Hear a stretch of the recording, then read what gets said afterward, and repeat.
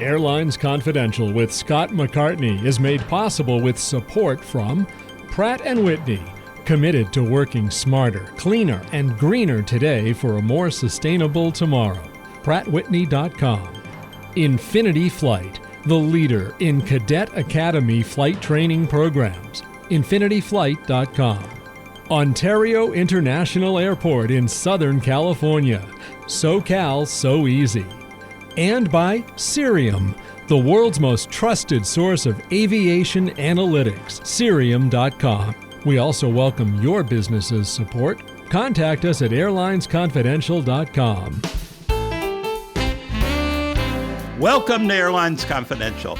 I'm Scott McCartney, and I'm thrilled to say we have entered one of my favorite seasons of the year. Not baseball playoff season or hockey season or basketball season or football season, though I do like them all. No, it's fall earnings season, the time of year when we get a good look at how this year has really gone for airlines and what's left this year, plus what's coming up next year. And this will be an especially significant earnings season this year because we'll get a good look at how the transformation of Southwest Airlines is going. We'll also get a good look at how the recovery at American Airlines is going after the revenue business travel debacle. And we'll get a good look at whether frontrunners Delta and United can keep the momentum going. It's also a season of significant openings in the airline world, most notably the new terminal at Pittsburgh International Airport. And we have with us the visionary leader who made this happen, Christina Cassotis. Talk about bringing you the best people at the right time. Christina has, in the past couple of days, hosted a gala celebration, had the formal ribbon cutting, had 10,000 visitors looking at the brand new terminal, and is now back with us on Airlines Confidential. Welcome back, Christina. Thank you. It is always a pleasure to be here, and also really nice to be sitting down somewhere for a while, just having a conversation. It's been a busy couple of weeks, and we're almost at the finish line. So I am really excited to be opening the new terminal soon to passengers. It will be before Thanksgiving. We think this is the airport of the future. I would say it's the how to build an airport of the future process. That's what I'm most excited about, not just the what, but the how. And what we've built it's a new head house. It's the area before you go through, when you go through TSA, a new head house. So that's ticketing, it is TSA, and it's baggage. It's where you're picking up your bags, security screening. And it's different from traditional layouts precisely because of the way we built it. We are integrating into an existing airside, so an existing secure area where the gates are, where the shopping is, where you need to be a ticketed passenger to enter. And we have incorporated a lot of design principles that we don't necessarily see in other airports all at the same time. So lots to talk about. But I brought along two people who can explain the design even better than I can. Luis Vidal of Luis Vidal and Architects from Madrid, Spain, and Carolyn Sponza, studio director and principal at Gensler. So we're going to dive into airport terminal design and look at what's new here, but also what is going on in the industry and what we've done might mean for the industry. So more to come. Yeah, I can't wait. Can't wait. Like so many of us, I just love airports. I love, Are there a lot of people who love airports, Scott? Absolutely. Well, we love to hate them, and we, we love them. And man, some of us go back to, the days of the hot dogs rolling on the warming rolls for days and days and days, and that was the best you could get. And now there's, they just become spectacular. What you've done is amazing, turning, what once was a hub airport into a sparkling regional spoke, if you will, but a real asset for Western Pennsylvania and the surrounding community. It's really cool. Well, thank you. I also really hope that it makes an impact in the industry. I think that we can do a little bit better when it comes to taking care of people as they work their way through airports. I know there's a lot of good work going on, and I'm really interested in elevating that conversation, Yeah. especially as we do a lot of talking about AI and technology, and Hmm. how easy it's going to make things. The fact is, sometimes you really still do. So you really need people, and so how do we do that in a cost effective way, and how do we do that in a way where people still feel like they're getting taken care of? All right. Before we dive into terminals, first is some news. I mentioned we were into earnings season. As usual, Delta Airlines kicked off earnings season. Delta reported third quarter net earnings of $1.4 billion, up 11% compared to last year and somewhat better than analysts predicted. Revenue was $140 million higher than analysts expected and almost $1 billion bigger than the same period last year. Delta CEO Ed Bastian said on CNBC, starting in July, cash sales picked up.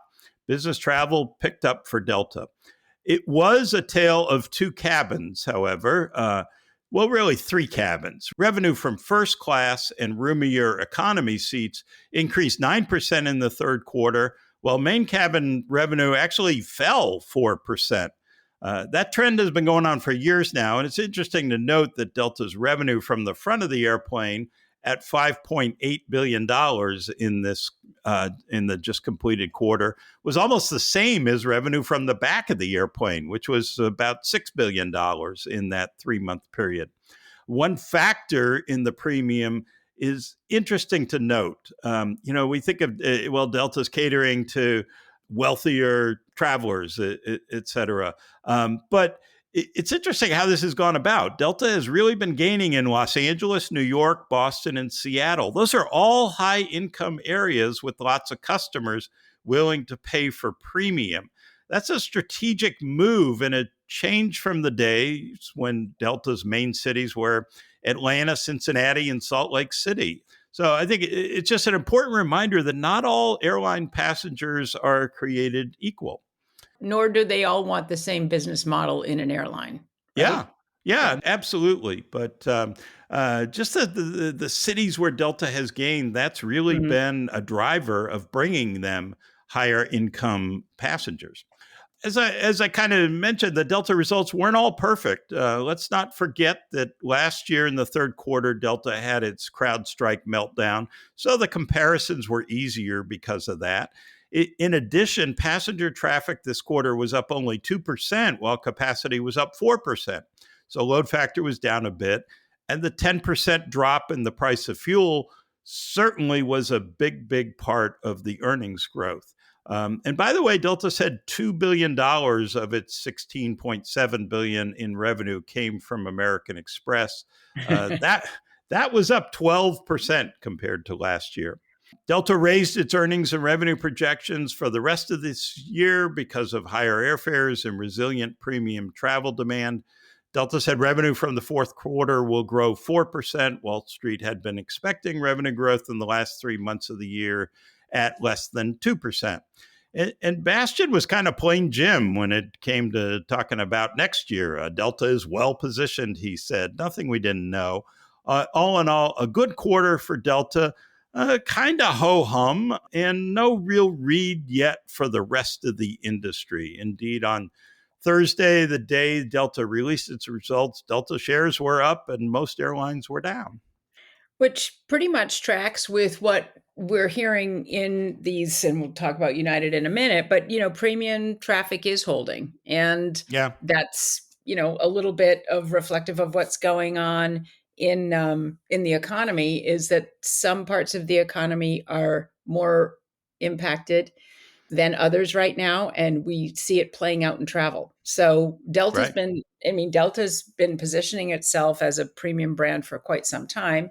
It's no accident that they're growing in the cities they are, and they've found markets for their product that make sense. And so I think it's going to be really interesting to say what happens with everybody else. I mean, if we take a look at United's third quarter results, will be out at about the same time this podcast posts.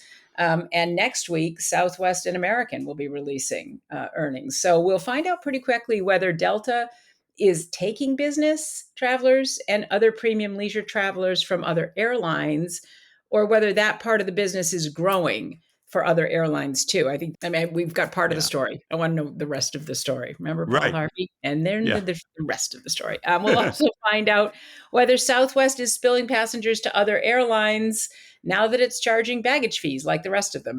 Are Delta, American, and United picking anything up from Southwest? I don't know. Oh my gosh, yeah, right. And as Paul Harvey says, right, it is about the rest of the story that we need to hear. So I'm going to be really interested. And then, of course, we still are awaiting news on ULCCs and how they're faring, given what's going on with the focus on premium travel. Right.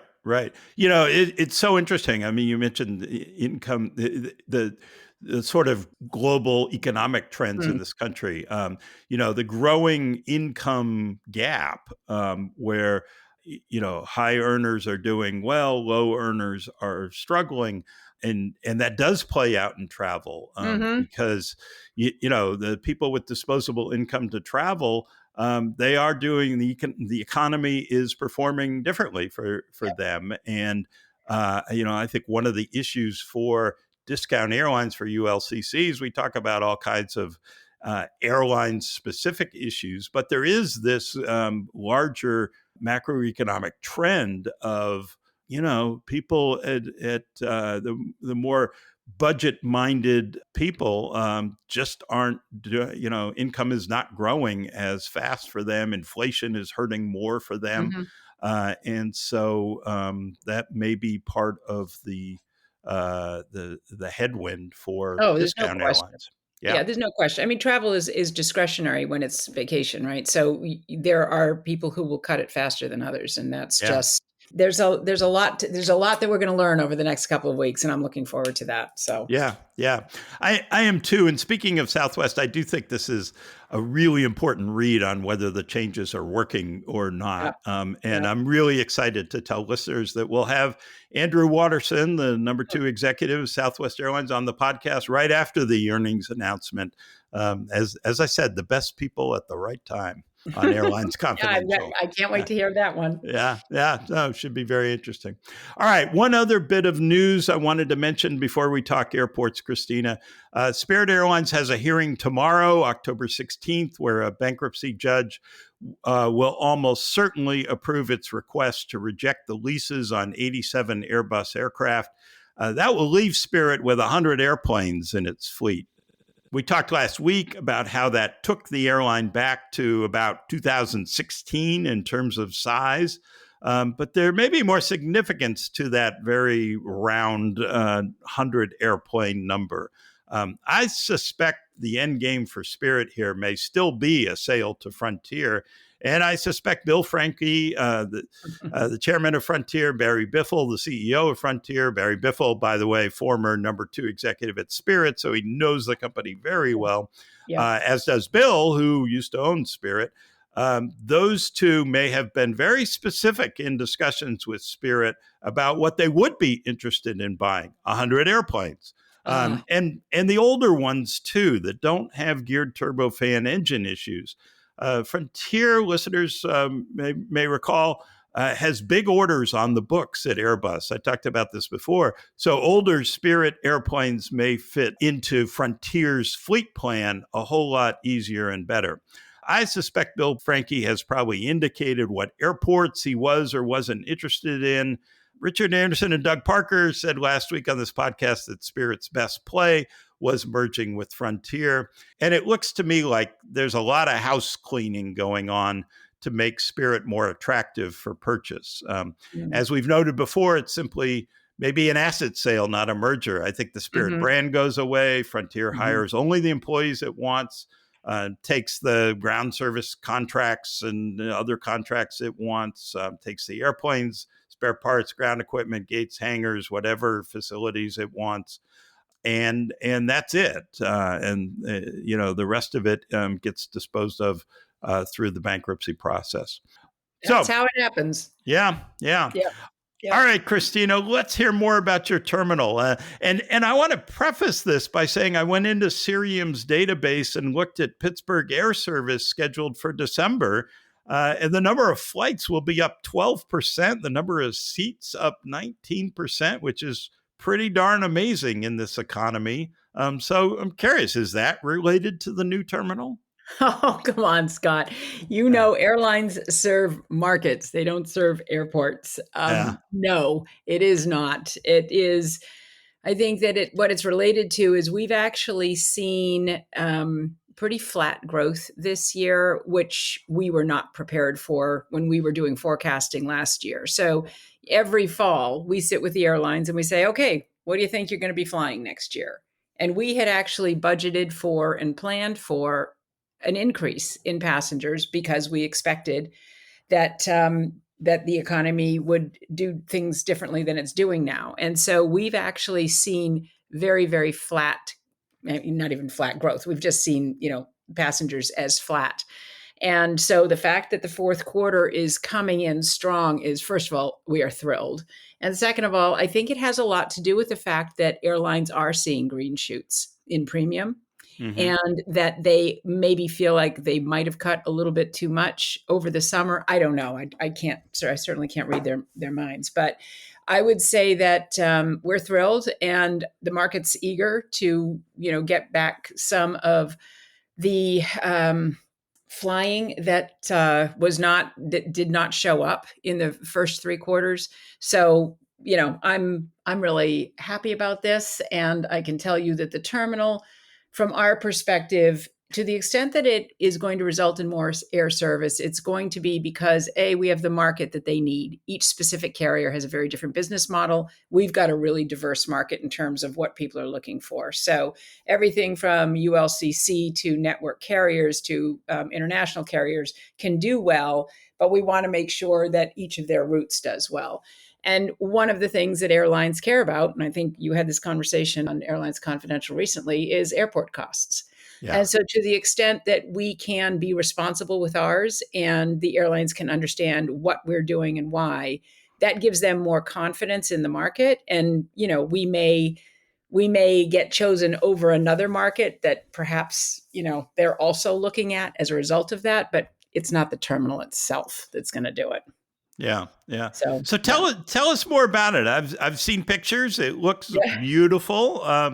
What do you like most about it? Tell us a little bit about the project, when it Sure. started, I mean, and all listen, that. it's so interesting, especially as we're having this conversation, and just on the heels of the remarks that you made about Spirit and Frontier. One of the things that airlines are able to do, and it's, I have no issue with it, except for the fact that it shows up in costs later, is airlines can cancel leases with airports. They can say, listen, we're either in Chapter 7 or 11 bankruptcy, and we're reorganizing, and therefore we're going to cancel our leases. And airlines have a much shorter planning cycle than we do. We're planning for 30 years. They're planning for quarter by quarter. Mm, And what that means is that airport infrastructure is not cheap. I think somebody, it was Steve, who said it's the third highest cost. It's also about 5 or 6% of an airline's cost. So it doesn't come close to fuel or labor, but it is a cost. And I think that we have a responsibility as airports to do better in partnering with airlines and having it be more of an investment as opposed to, oh God, we've got to pay for this. But part of what we're all paying for is, leases that got canceled years ago. So yeah. when US Yeah. Airways took down the hub in 2004, 70% of the revenue went away overnight. Like, that's a big shift. And you build an airport for 30 million people and you've got 7.8 flying through it, it's going to change the cost structure, right? Yeah. So all of the revenue really went into just maintaining the operation. There wasn't a lot of preventative maintenance done, blah, blah, blah. So you got a 33-year-old terminal and a different business model. We're paying millions of dollars a year for a train to take passengers from landside to airside. You don't need that in an O&D market. Yeah. We had 8 miles of bag belts serving 2 separate baggage systems that didn't talk to each other. And the systems are so old that, as I say, we were buying parts on eBay. So this is a terminal that needed a refresh. But the landside part, the part where the gates were, is brilliant. I love the design. It's a core with radial concourses off it, so you're never too far from your gate. So we Uh-huh. wanted to preserve what worked, and we wanted to build a new head house. And we wanted to do it so that it took care of passengers, because you're not an airport unless you have airlines, and airlines need passengers. took care of staff, right? The people who work there, that it would be a place you'd want to work. It's an industry we're trying to constantly attract, great people to work in. We wanted it to work for meeters and greeters because people in Pittsburgh pick up and drop off, which is fascinating. We wanted amenities for them. And we wanted it to work for all the partners who rely on us. So everything from hospitals who are relying on, organs for transplant to, large utilities that need cargo coming in. So we were looking at how do we really put all of the assets of the community on display and to use in this new terminal so that we can reflect and serve the community, but also how do we also take care of the aviation industry? Because we wanted to do this in a way that the airlines, again, understood what we were doing and why, and it would work for them and their passengers as well. So that's why we did it. And it's been a journey, I can tell you that. We're almost done. Did you face resistance from the community or from airlines or anybody? Oh, yeah. Well, first of all, the airlines will, I would say that airlines don't ever really pay the full cost of airport infrastructure in this country. The ticket tax, the Airport Improvement Fund, is administered by the FAA, and that money gets distributed to airports, commercial service airports, to really maintain airfields, runways, taxiways, apron areas, because it's so expensive to pave and maintain that pavement. And the rest of the infrastructure, some of it is paid through the passenger facility charge, which is a lightning rod issue every time you talk about it. Yeah. But that is, a fee that is put on each segment of a ticket and goes back to the airports to use for infrastructure. We haven't seen that increase in, 20 plus years. Yeah. Because of airline of airline opposition to any increase. Yeah, definitely because of airline opposition. And which I really don't understand, because I think it came from the fact that the airlines were afraid that airports would spend it on frivolous things. We aren't at that point. There's a lot of airport infrastructure in this country that has not been upgraded in decades. Right. And candidly, I think that, if that PFC were raised, that the airlines would not have as much concern around their cost per enplane passenger, because it would not be as high. Yeah. Because you've got to pay for the infrastructure. You just do. You need systems that work. And P.S., none of us were paying for security like we do today. Way back when a lot of these buildings were first built, right? There was no room for a TSA because we didn't need one 30 years ago. So now you've wedged in TSA, you've jammed in explosive detection systems and devices for baggage, and we've got cyber issues. And so, part of it is it's just more expensive to run any civic infrastructure in this day and age, but particularly civic infrastructure that is responsible for transporting people and goods, 24/7, 365. So I think we have an opportunity, candidly, to do better on the PFC. I think we should. And it's not because anybody wants to do something crazy. It's because we just need to fix what we have and we need to bring it up to speed. And we've done that in Pittsburgh. And I think we got ahead of the curve because of when we started. So I think that we are really well positioned to be opening this at a time that will we will turn out to be a lot less expensive than those who are getting started now. Just because of cost structures and what's going on with inflation and access to materials and goods that you need to build with. When you started before the pandemic, right? We did. So, so first of all, the master planning process started a year before I got there. We had selected a design, and when I say we, I mean us at the airport and all of our airlines. We have met with the airlines, I think, every single month since March of 2015. Wow. I'm not kidding, because I knew the only way this is a 10-year opposition. Yeah, because when you are looking at, let's build something new, first of all, the community is saying, you can't do that because what if the hub comes back? And the industry is saying, well, hold on, let's just, give it kind of a big zhuzh and call it a day because we don't want to spend a lot of money. It's like, okay, guys, you can't do it with the infrastructure we have. So why don't we keep what works and let's get a lot more operationally efficient by building this new head house. And that's where we got to with the airlines, because as I said, we've been meeting with them every month through planning and design and construction. So Hmm. no surprises. But it's it's fantastic. And I think it Yeah. works really, really well for the industry, and it works really well for the community. And to get at that intersection has been it's been a lot of work, but it's really paid off. So when you get there, do you know you're in Pittsburgh? Oh, you do. Well, first of all, you'd have to know what Pittsburgh's all about. I'm not sure Pittsburgh does a great job of telling its story all the time. So the facility can do that. And I remember I landed September of 2014 for my first interview with the community. And I flew in from Boston, and I remember getting off the plane and walking through the terminal in the middle of the day. It was very quiet. There was no bustling at gates. I wasn't weaving my way through crowds. And I remember thinking, oh God, this is sad. It was empty. Yeah. And as I said to somebody recently, if I walked through the terminal we've built, if I walked through that airport today, I would feel like, oh, cool, this must be a really cool community. Yeah. The airport back then didn't reflect Pittsburgh at all, not even close. Huh. So yes, we did it, and our architects did it in design, right, in the shape of the building, and in the way that the roof, mimics the rolling hills of Western Pennsylvania. But what that did is it allows for clear story light, which is the most energy efficient light, as you've heard. Like, we did smart things, and we did them with an eye towards cost. We did them with an eye towards maintenance. We originally wanted a wood ceiling. Do you know what that costs for humidification? In OpEx, right? And what did we do? We tested it. We put them up side by side and brought people into rooms and said, which one is wood and which one is wood-like? And people could not get it.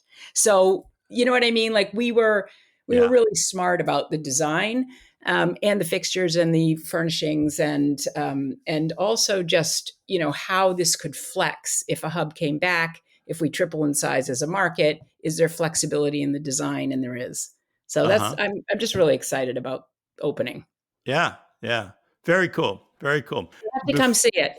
Yes, absolutely. Yes. All right. Before we bring in the architects to learn more, I want to thank our sponsors, who really are the architects who make this free podcast possible.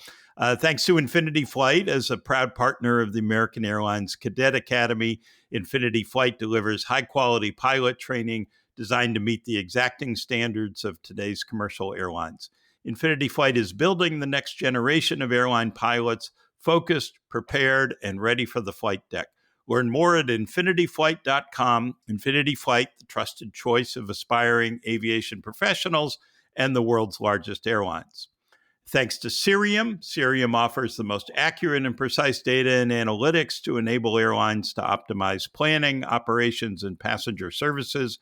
The right intelligence drives operational efficiencies, enables you to predict market shifts, and helps airlines respond quickly to maximize revenue, manage costs, and seize commercial opportunity. Visit Cirium.com for more. And of course, thanks to Ontario International Airport for its support. We love them. Yes.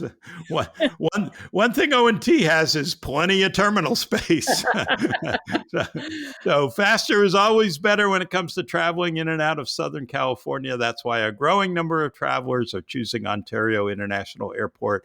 With quick freeway access, easy parking, and shorter lines, J.D. Power surveys consistently rank Ontario as the most popular midsize airport in California. Visit flyontario.com to learn more about O&T and how they boldly seize every opportunity to connect the Inland Empire to the world. And also, I'm going to put a plug in for their CEO, Atif El-Kadi. He is fun to follow on social media, especially LinkedIn. He does a good job of showing everybody what's going on at an airport every day. Yeah. So in addition, huge, big thanks to Pratt & Whitney. At Pratt & Whitney, the pursuit of more sustainable aviation is foundational. For decades, Pratt & Whitney has been at the forefront of revolutionary advancements in aircraft propulsion technology. And by working smarter, cleaner, and greener today, they are committed to supporting the aviation industry in its goal of reaching net zero CO2 emissions by 2050. Learn more about Pratt & Whitney's smarter technology, cleaner fuel, and greener business at prattwhitney.com. Okay, so let's bring in two people I have worked very closely with for a very long time now, and I'm excited to have them talk to us. We are joined by two amazing architects who have brought a vision to life that is soon to open to the public. So we have with us Luis Vidal from Luis Vidal and Architects, and we have Carolyn Sponza from Gensler, who worked together on the design for our new terminal and really a lot of the complex that has changed here at Pittsburgh International Airport. Great. Let me just start, guys, with what we affectionately call the Ben Baldanza question. Ben was the co-founder of the podcast, a longtime airline executive at U.S. Airways, Continental before that, but also the CEO of Spirit Airlines when Spirit was blowing and going and doing well. And Ben taught me that the great first question, because everybody's got kind of an interesting way into this business, the great first question is, how'd you get into this crazy business? I imagine airport design is a specialty, and I'm curious what drew you to airports. Go ahead, Luis. As a younger kid, because I still consider myself a kid, but I used to travel a lot internationally. And I've always been very much intrigued how things work and also very interested in making things work better. So when I was a young student, I would always think, when traveling through airports, why can't we make this process better? Why has this got to be so dull? Why is it always gray? And then other things associated with checking and baggage, and some of those have been sorted out. So from my very, very early days, I have been intrigued and involved in aviation, in airport design. And I started doing, sketches and drawings and observing everywhere I went through. Really, I always say an architect is a problem solver. And in order to solve a problem, what you have to do is observe. And to observe, you need to pay attention to every single detail. And that's what we do. So let's back up. You grew up where? I grew up in Spain, okay, but I studied in London. Okay. So I was commuting almost from Mallorca, which is my home island, to London. And that's where you studied architecture, is in London? I finished my high school and I did all my architectural training in London. So what was the first airport you worked on? London City Airport. There we go. That was my final thesis at the university. I actually got in touch with them and they were very helpful, and I made a proposition which 10 years later they built, which was very, very interesting, of course. And it was about increasing their range. So by basically extending their runway, they could reach many more places in Europe. Obviously designed a new terminal for them, but this is all college work. This is all university work. And then my first project, once graduated, was Madrid, in the existing Terminal 2, and of course after that came Terminal 4, competition at Barajas in Madrid. Yeah. Perfect. Carolyn, you did not grow up in Spain. No, my history is a little bit different. I grew up in New Jersey. So all of my seminal memories of going to the airport are around going to Newark Airport to pick up my grandparents and drop them off when they were traveling. And it's that sort of excitement and anticipation that drove me to want to be an aviation architect. I've kind of come at it from a bit of a different perspective. I'm fascinated by the systems that go into making airports work. So the first time I ever went into a bag room and I saw the way that, bags were transferred around and delivered from the counters to the aircraft, it just made obvious to me that there's so many hidden systems that regular passengers don't even see when they're able to go to the airport. So it's really that systems thinking of how people move, how employees operate, how things move around the airport has really made me fascinated by airports as a typology. So you can see, Scott, why this was such a great team. Yes, really wonderful. So, talk a little bit about how airport design has changed. The new airports, obviously, different requirements for security screening, and the check-in lobby has changed because we don't stand in line. We check in with our apps and kiosks and all that. But in general, how has airport design changed in recent years? Carolyn. I'll start. Yeah. So before you joined, I was telling Scott that the first airport I worked on, I started a week before 9/11. So if you just think about what the world of airports was before there were really any like security requirements, it just gives you a benchmark for how much airport design has changed in the past 25 years. I feel like 25 years ago, we would design an airport as a building, and now we need to design them more as like urban spaces. I think about design of airports more as urban planning challenges than really building design. And the role of the architect in creating airport spaces is to create like great anchoring places that anticipate how things will change over time. We live in a much more complicated and involved stakeholder environment where concessionaires and airlines and business partners and travelers are all living together, and it just needs to be considered as an ecosystem that accommodates all of those different users. Mm-hmm. And there's no question that, especially because each of us have different business models, we also have different goals that work into what needs to be negotiated and considered as we're building. Absolutely. Well, in a way, all those things happen, and they're extremely important. Otherwise, it doesn't happen. But we also take a very blunt view on the passenger experience and the user experience, and we concentrate on what we call the freedom of the passenger. And if we can get the passenger feel free and we can reduce his anxiety, then he will be in a mood to utilize the airport in a much broader way. Answering your question, how have the airports evolved? I always say the first generation 1G was just tiny buildings where you would walk from your car to the plane. 2G started introducing baggage and splitting terminals into arrivals and departures on different levels. 3G are probably the beginning of the shopping malls from where planes eventually take off.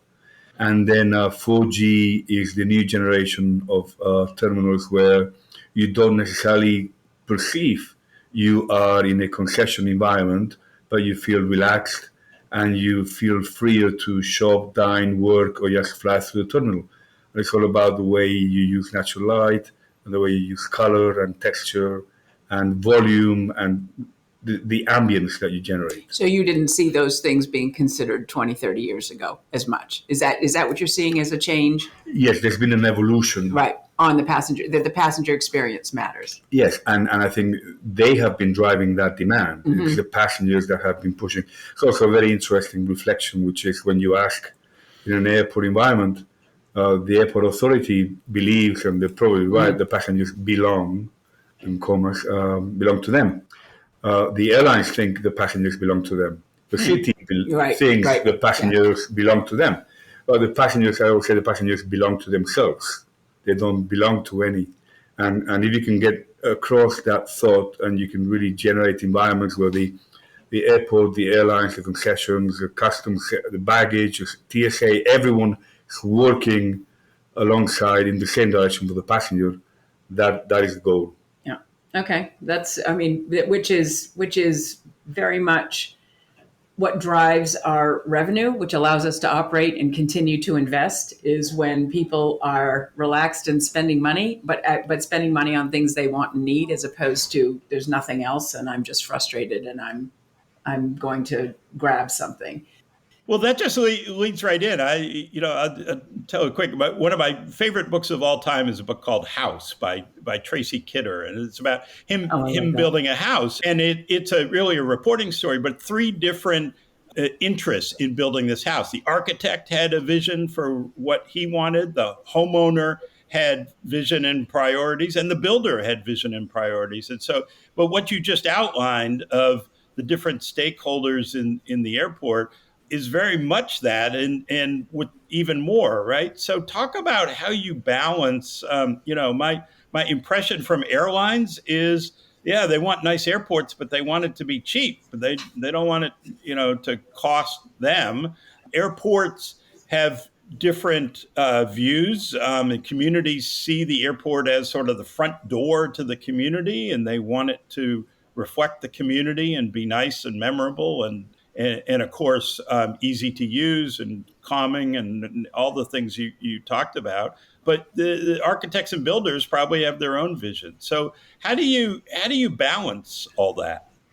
Can I just jump in here? Because I think, God, that's a really interesting point. And one of the things that is a challenge constantly is that when you really look at the cost of infrastructure of this national critical transportation infrastructure that we all run as airports, it's massive.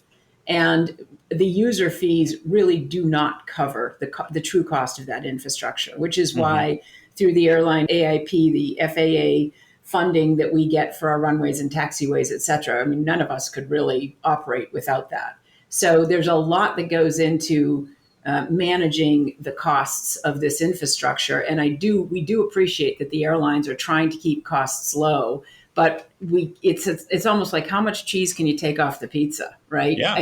Because you have to be able to make sure that not only can people move safely and securely and the planes take off and land efficiently, but you really don't need people stressed out because there are not the services that they need on their way to something that's super important to them. So I'll let Luis lead off on this one, and then Carolyn, I'd love to hear your thoughts on, from an architect's perspective, how you're thinking of balancing the needs of all those different stakeholders, or do you not, and you just sort of wait for the rest of us to help you negotiate that? No, of course but I think it's very important that we all work together. So we cannot be in a vacuum. We do need to understand, as I was saying at the beginning, what's at stake. I think the important thing is that people have to recognize and acknowledge whom they are. So you have to understand where you stand, whether you are a small, medium, large, or extra large airport, whether you're an origin and destination, or whether you're a hub. I mean, that already draws up a matrix where you need to understand where you sit on that matrix, and then you have to work through that. Obviously, an extra large or extra large hub has nothing to do with, small origin and destination airport. And that's where you can really start talking and understanding and getting into the root of the place, the requirements, the demands, and the passenger needs. So in a situation like Barajas, where you've got Iberia as the largest stakeholder from the airline's perspective, does that change the weighting of how much you're paying attention to the airline versus the airport versus the passenger versus an O&D airport like ours in a medium-sized community? Of course. But I mean, the case of Barajas is extremely interesting because when we designed Barajas, which was obviously designed for Iberia, for Iberia to really build around the hub with South America at the time, they were not part of IAG, but that was kind of on the horizon. But there was also an existing infrastructure, Terminal 1, 2, and 3, which was going to cater for the other 35% of the airlines, which is is not a small percentage. So that design actually took into account both things, not only doing Terminal 4, but also thinking about the rest of the airlines. So, Carolyn, what about from your perspective in terms of, balancing all of those stakeholder needs?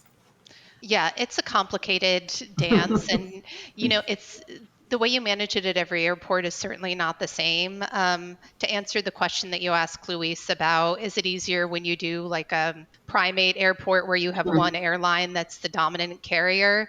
It is much simpler. Like, for instance, when we worked with JetBlue at JFK on their own terminal, they had one way that they liked to run their processes. They knew how they liked their ATO spaces located in direction with the way that the ticket counters checked in. So there was one set of processes that we needed to plan around.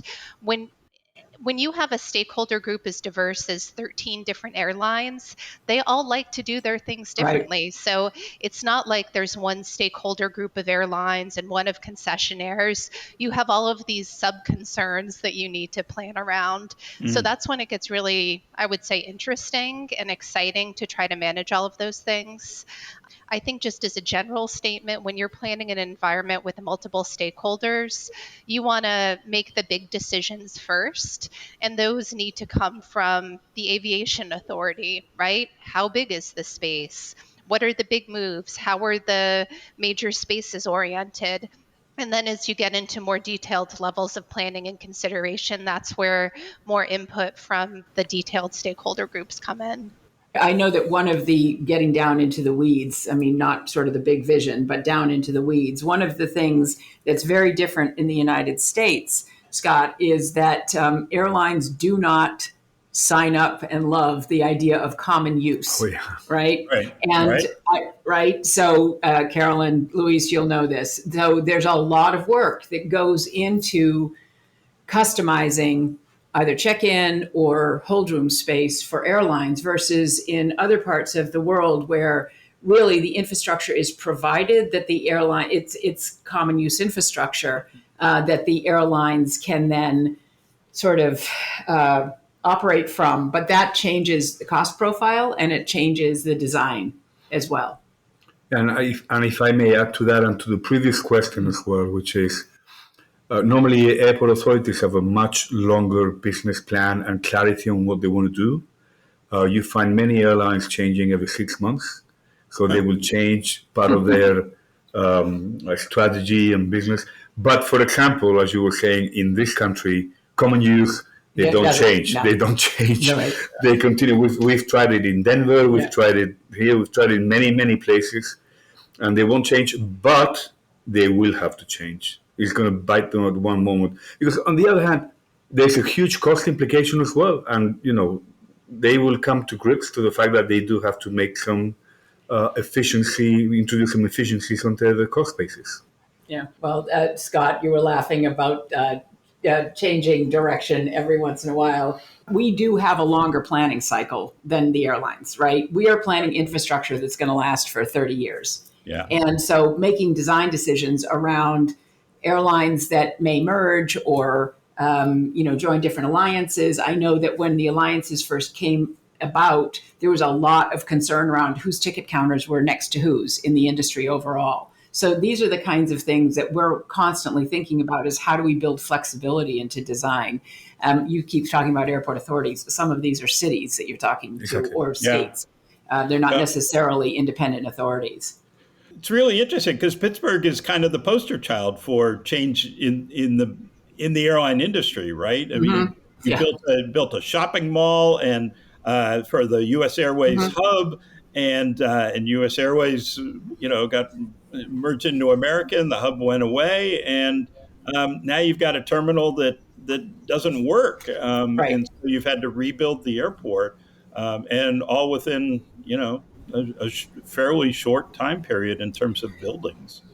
Well, yeah, I think that what's interesting is that, a couple of things. First of all, the governance structure changed. So way back when this airport, the one we're sitting in today, Pittsburgh International Airport, was opened in 92. So when they started that design when it was a county aviation department under the Allegheny County government. It was a department like all the other departments. And U.S. Airways was, as Luis was talking about with Iberia, they were the hub carrier, and they had intended to have this be their largest airport connecting hub in the system. And so the design was dictated by U.S. Airways, and they made the design decisions, which we all understand. If you're providing 80% of the traffic or the capacity, that we get that. When they took down the hub or canceled the leases in 2004, that left a hub infrastructure and with an O&D market. And so first of all, by the time we started this master planning, the hub was gone by 10 years, and there was infrastructure that didn't serve the business model. So we needed to make a change. It's also, at this point, a 33-year-old building that just doesn't work for an origin and destination market. And making that change around the design and the infrastructure required completely new thinking, not just for what do we build for the new landside processor, the pre-security, but also how does that integrate with what did work, which is the gate area, and that X design where you have a core and 4 concourses spiraling off, meaning no passenger has to walk that far. So how do you sort of create new design that's going to integrate into old design? That was the challenge with us. That's what Luis and Carolyn and their teams worked on together to make that work. Yeah. You mentioned walking, and that is the big issue I hear from travelers, that the walks seem much longer in new terminals. And my understanding is, hey, everybody wants lots of retail space and restaurant space, and to put that in the terminal, you put it in between gates, and so you stretch out the walk between gates. Larger aircraft dictate larger gate areas, Right. and both in terms of seating and just the wingspan of the airplane. But talk a little bit about how you address that in airports, and have the walks gotten longer? Carolyn, do you notice that? Well, I, I maybe I'll answer this a different way. I think a lot of our airports are space constrained. So by the time we locate the gates and we get the aircraft all situated, we're kind of left with the building footprint that accommodates all of those things, right? So Yeah. are longer walking distances is, a side effect of that? Possibly, but I think you need to sort of have those distraction moments for passengers along the way. If you're not running to your gate, then you can take a moment to grab something to eat or to take a look at a piece of artwork, so you're not just powering through the entire terminal. I do think generally there's less of a reliance on people movers or moving walkways in airports. As Christina could testify, they are super expensive to maintain over time. Mm-hmm. So that could be one reason why it seems like walks are getting longer, when really the distances may be staying the same. Interesting. Yeah, I mean, you do have to. I mean, Scott, you nailed it. You gates aren't separated for the sake of retail. They're separated because you need to have wingspans. You've got to have aircraft that can park next to each other, and that requires space in between gates. Right, and a 737 doesn't have 140 seats on it anymore. It's got 180, or Exactly. or A321 with 200 seats, Yeah. and so you If got to have anything- more chairs. Yeah, you need more hold room space, and you Yeah. also need more space so that people aren't queuing into the hallways. Yeah. Right. So, Sorry, I think there are a lot of things about this. One, we should talk about not only departures, but we should talk about arrivals. The lines that get formed on arriving airports, because those spaces tend to be smaller and narrower, and you get huge lines. You get 2-3 hours waiting to come through. are you talking about customs? Yeah. You're talking about customs, Yeah, international arrivals. international arrivals. I mean, that is something. I mean, I'm Not here, Just not so you here, know. no, but I'm saying generally it is an issue. Yes. Although now, it's interesting, they've come up with this new EPP system in the United States where it's almost like global entry Yeah. for US citizens that are not global entry. But let me come back to it. There are many places where you cannot have new runways because there's no space for it. And therefore, what airports are doing is they're bringing down larger planes. Mm-hmm. Larger planes on existing infrastructure is introducing a lot more pressure on the existing space. The answer is not to allocate concessions in between gates because, the concessionaires want every single passenger. Right. They don't want passengers spread around Right. the different gates. So that's one of the first issue. But another issue nobody talks about is the actual amount of time that a passenger spends. For example, we go through many airports where the taxiing time takes 15, 20 minutes just to get from the terminal to the beginning of the runway. And no passenger is complaining about the taxiing time. I've never heard of a passenger say, wow, it does take a lot of time to get to runway. Well, you haven't flown into O'Hare recently because that is Even London, I feel like you do wait a long time. Yeah, but because you're a professional, you know about it. But the average passenger will complain about the facilities at the terminal, but not about the amount of time. Because once the plane is moving and rocketing, they're happy. We're flying.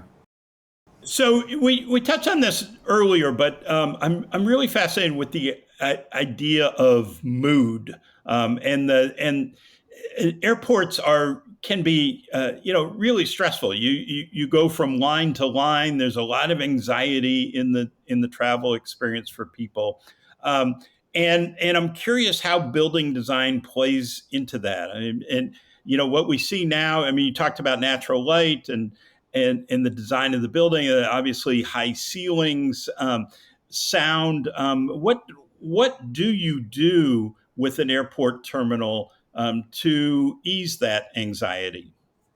I think you need to understand where the anxiety is coming from. I think a lot of passengers get anxious because they don't know where they're going. They're occasional leisure travelers that maybe fly once or twice a year.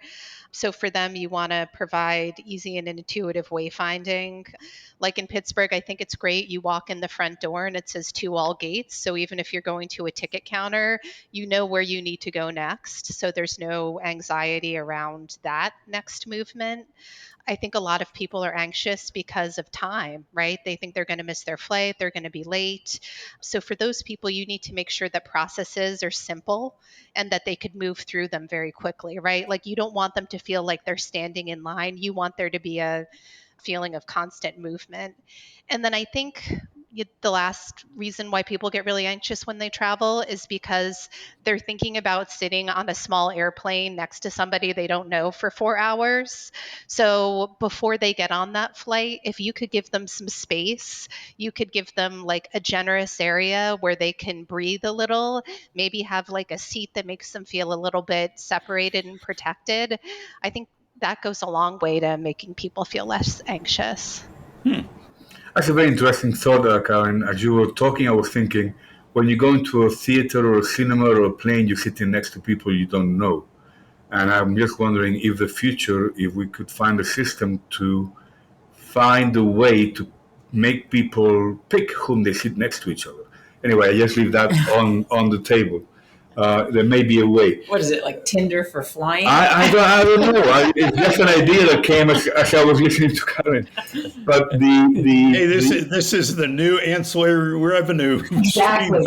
I want a piece of this. The four of us will set up a company. Why not? But it is a serious issue. I also think, continuing to build on what Karen was saying, is that anxiety and mood is affected by many other reasons, which is your state of mind at the beginning. We tend to divide passengers who are traveling with their families on holiday or traveling for business. So it depends whether you're on a rush or you're not on a rush, and even your mood. If you got to the airport 10 minutes later than you expected or 10 minutes earlier, that makes a huge change. So therefore, it is the progression of spaces and functions that was being described, but it is also the ambience, the natural light, the color, the texture, the way you walk through.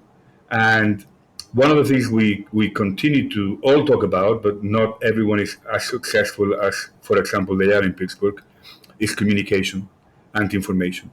You have to give passengers as much information as they can take. Walking times, distance to your gate, because that's a problem. Passengers want to know where the gate is, and they want to know how far, and then they can decide whether they stay shopping and eating or whether they just go to the gate and wait.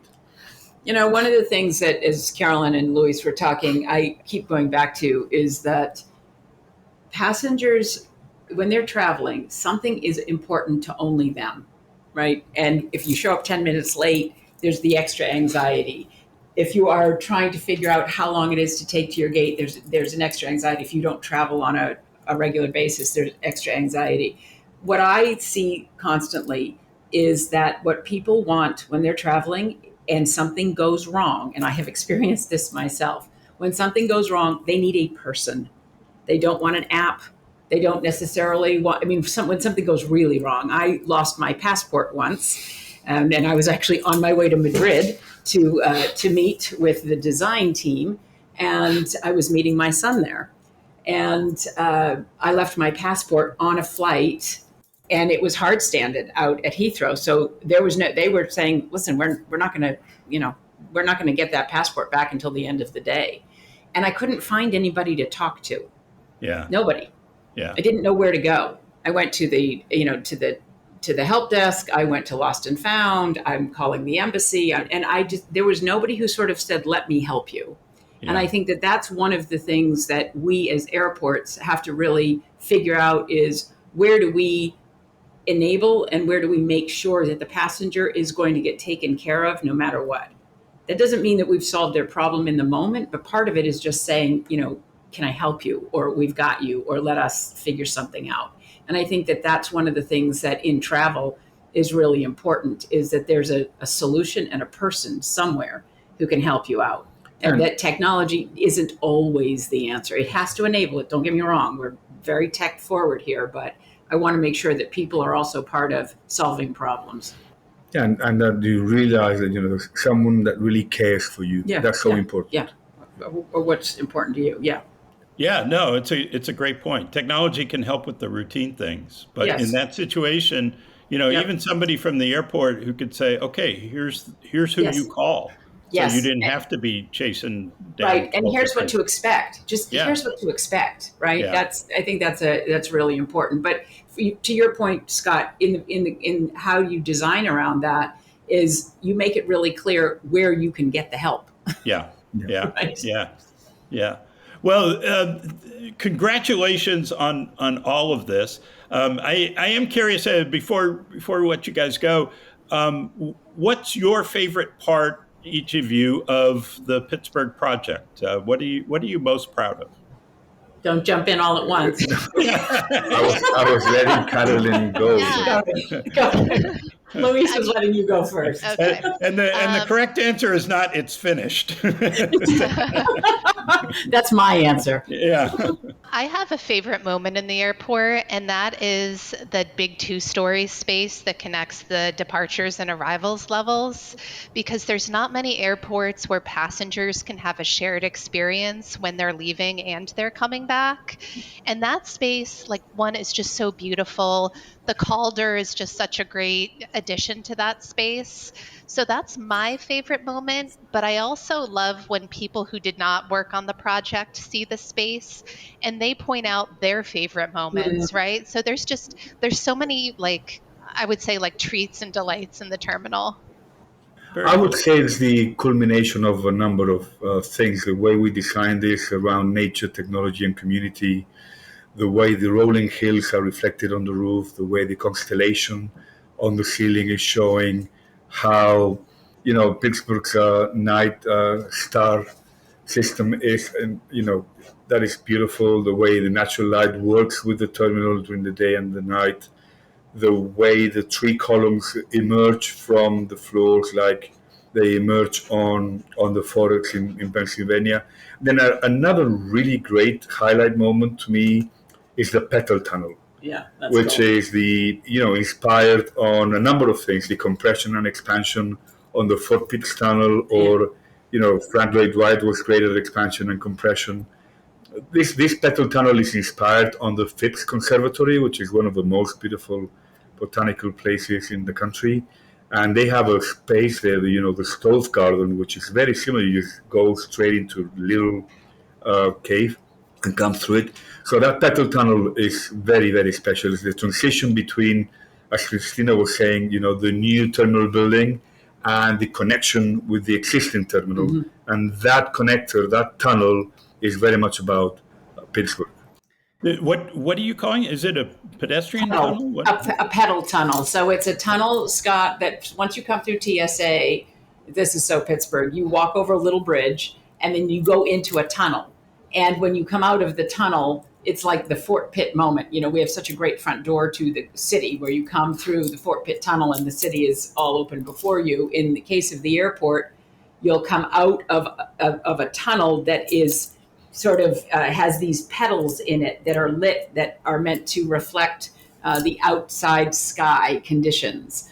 And it's quite a moment. And we'll be putting up lots of videos and showing people what that is. And of course, you'll come see it in person. But it's a really spectacular moment. Can I tell you my favorite part? Absolutely.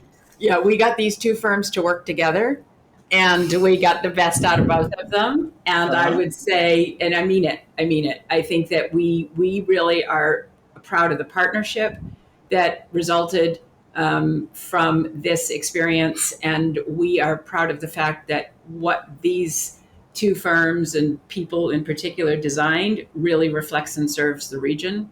Like, check that box in a big way, but also really, really can help this industry do better in terms of taking care of people. And I think that that is remarkable. And it's something that you'll see not only in the design, but in what services that design allows and inspires. Well, I can't wait to see it all, but I'm so excited just from listening to you guys.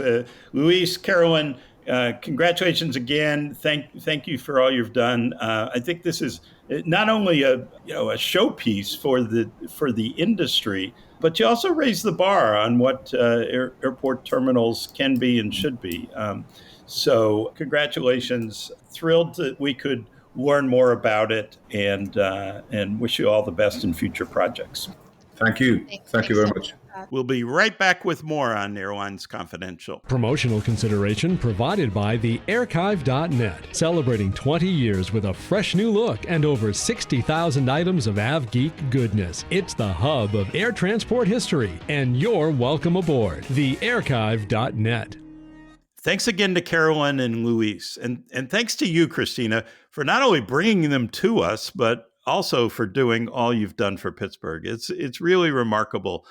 You got hired when that city was in the dumps over losing its hub status, and you've expanded and energized air service, transformed the airport into an industry leader, and won over that community as if you were leading the Steelers to the Super Bowl. Oh, careful. Tons of hard work. No, I know this. Tons of hard work, incredible vision, and great success. Well done. And just, the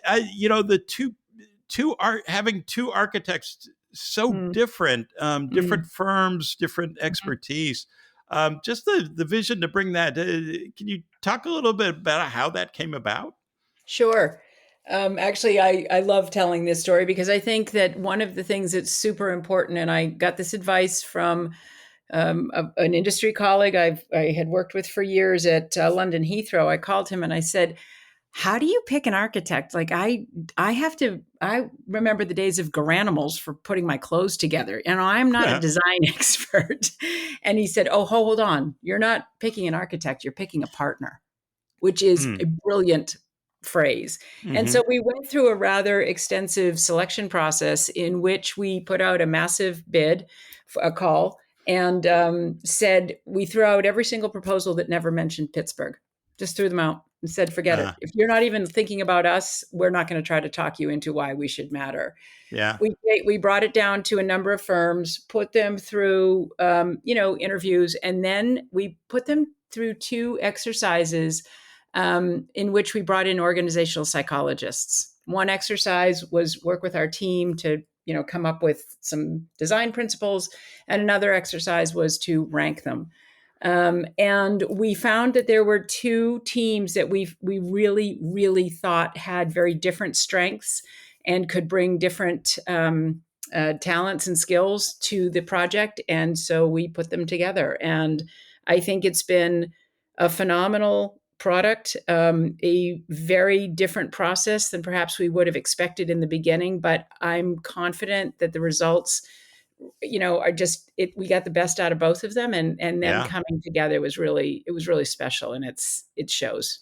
Yeah, so. No, that's fascinating. What a great story. And I think listeners got a real sense of that listening to both Carolyn and Luis. Bravo. Well done. Yeah, What a great model for any kind of project, really. Well, thank you. I really appreciate it. I think airports really do matter, and I care a lot about them working well for everybody, including airports. And I think we have a real opportunity to look differently at the airport airline relationship, because we need each other. And instead of looking at it as a tenant landlord relationship, I think we look at, I'd love to see airports being looked at as smart investments, and that we each look at each other as partners, because one can't work without the other, literally. Yeah. Okay. Yeah. Mailbag. Jack from somewhere, he's not telling us where, had this reaction to last week's show. He says, Scott, great interview of two great, all caps, airline executives. I know both. Another nugget. While Richard Anderson cited the huge benefit of Delta Tech Ops, the added nugget is the $1 billion of profit from MRO services, Delta Material Services, Delta Flight Products, etc. This third-party income helped Delta be more self-sufficient in technical support of its own fleet while adding accretive income. Being non-union is why Delta Tech Ops has better results than United's or American's version. So, just wanted to give you that. Yeah, feedback. no, I think Jack makes a great point, because that business that Delta has built does help the airline's own maintenance. You've got more extensive staff. You've got lots of capabilities for all kinds of things. But you have outside work that keeps people employed when you may be in a lull period, or you have bigger staff for your own summer work, or actually in MRO more winter work, because you want all your airplanes flying in the summer. Anyway, it was a great point. I'm glad Jack mentioned that, and I think it just shows what a great move it was by Delta to really focus so much on building that maintenance infrastructure. Yeah, and when you have when you have that kind of diversity in your business model, and you use it wisely, it can really pay off. I'll save the non-union conversation for another time. I think that's right. American which has a very active partnership with its union. They've brought in outside work and do a lot of things. I don't know. I'm not sure that's the only reason. I wouldn't go with. No, of course not. Right. Right. Yeah. Okay. Yeah. No. But I think it's also great for the industry when you talk about outsource work, and you're outsourcing your engine work to GE or to Delta or to American or whatever. It's just, I think there's a lot more confidence. There's also a lot more oversight and accountability and everything else than sending it out overseas. All right. Daniel from San Antonio has a timely question for you, Christina. It's one we've talked about before, one we just talked about a bit with Luis and Carolyn, and one very much in the news while we talk about competition in the airline marketplace. Daniel says, Christina, congratulations on the launch of your new terminal. It looks beautiful. Okay. I wanted to get your perspective as an airport CEO on gate competition. How do airports divvy out gates, both number and location? And how are you managing gate allocation at Pittsburgh now that there's a new terminal? Thank you, Daniel. Well, thank you, Daniel, for an airport question. Well done, you. Yeah. So first of all, we don't divvy out gates. The way that it works is, and it has a lot to do, again, with the size of the airport, but also with the business model. If you're a hub airport, and you have a hub airline, I can promise you the hub airline is leasing big parts of the terminal, and they will decide which gates go to whom, right? So at Atlanta, Delta has terminal after terminal that are just for Delta flying. Yeah. So that has a lot. It depends on sort of the, what percentage of the market the airline is flying in that airport. So as an origin and destination airport and as a medium-sized airport, we don't have a hub airline. We have a whole lot of airlines and business models, and they want different things in terms of what they want to pay for, how much office space, how many gates they want to lease, do they want to lease a gate? And so that really is all part of a negotiation when you are doing lease negotiations with the airlines. So we have our lease, I think it's up at the end of 28. So we're going to start pretty soon talking about the next airline leases. And in terms of number and location, it's really just a constant, it's almost like it's constant moving parts. The airlines like to have their gates next to each other, and they like to have them with a shorter walking distance. Sometimes some of them don't mind if their passengers have to walk a little further down. A lot of it has to do with how long the airline has been there, how much traffic they carry, whether or not they are signatory, meaning have they signed the lease, or are they just sort of coming very infrequently? And it's a constant juggling act. If you're at a hub airport or you're at a really dense, big city airport, you might find it's tough to get a gate. So one of the things that is a big deal in airport infrastructure is how often does a gate turn?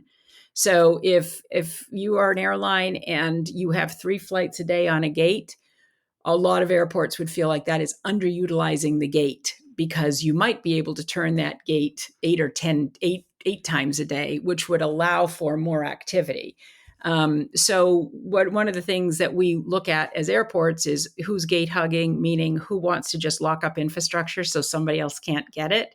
That's not a problem in Pittsburgh because we have a lot of gates left over from the hub days. So it's, that we're not doing anything differently with gate allocation in the new terminal because we didn't change the gate part of the airport except on the inside with new hold rooms and paint and restrooms, et cetera. So there really isn't a difference in the gate allocation. There were some gates that moved around as a result of having to do hold room upgrades, et cetera, but the airlines really have worked with us over the years to figure out who goes where. It's the same thing with ticket counters. Yeah. And baggage claim devices. I mean, there's a lot that goes into negotiating that with all of the airlines. And at a U.S. airport, they all sign the same lease. If you have a lease, there are some airports that just say, hey, you want to fly here? Great. You can fly here. But those tend to be bigger airports that haven't lost a hub. It was fascinating to hear Luis talking about sort of the difference between Europe and the U.S., where where you have common use gates. Yeah. And so the signage is electronic, right? And it can be a Lufthansa, right? Yeah, you want to take cost out, go common use. And so, but airlines, and I understand they have business branding that they want to have on display. They want to have their ticket counters and their kiosks in certain configurations and whatever. So that is something that I'm not sure we're going to see in the U.S. anytime soon, although you never know. But at some airports, you do have some common use gates and, we do. And We all others. do. I mean, it can be a mix of different types of gates, even in the same terminal.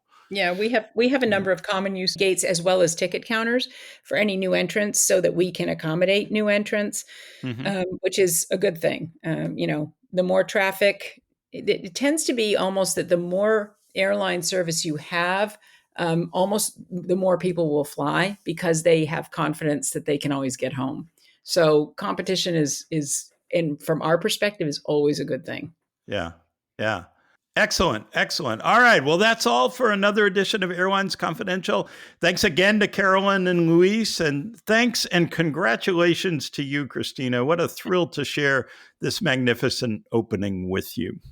Thank you, Scott, and for all of your support. And I really look forward to the next time we're together. All right. Well, me as well. Thanks for listening, everyone. I'll be back next week with Charles Duncan, and we're planning a deep dive into the state of the discount airline world, and expect to have a great conversation with the head of the Star Alliance about everything from airline competition to airline rivals, trying to drink each other under the table in Tokyo. Stay tuned for that. You won't want to miss it. Have a great week, everyone. This podcast is produced by Mass Media. Info@massmedia.net.